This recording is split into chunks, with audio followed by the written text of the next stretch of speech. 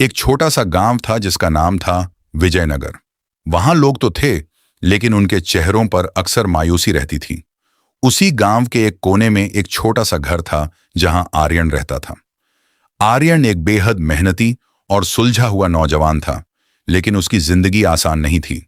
पिता के देहांत के बाद घर की पूरी जिम्मेदारी उसके कंधों पर थी, और उसकी मां की गंभीर बीमारी ने उसे हर पल एक बड़ी चुनौती के सामने खद्दादा कर दिया था। आर्यन की पूरी दिनचर्या बस इसी संघर्ष के इर्द गिर्द घूमती थी कि कैसे वह हर दिन कुछ पैसे जोड़ सके ताकि मां का इलाज जारी रह सके।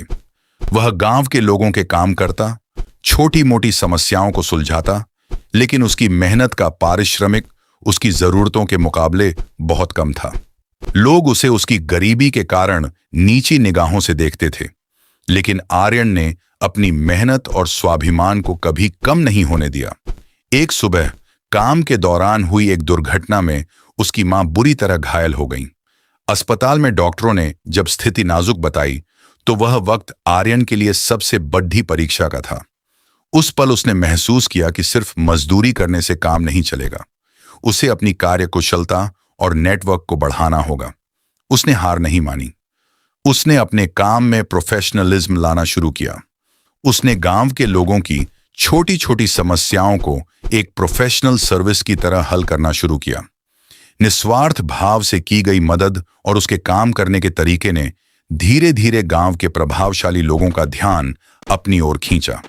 एक दिन जिन लोगों की उसने बिना किसी लालच के मदद की थी, उन्होंने उसकी क्षमता और ईमानदारी को पहचाना।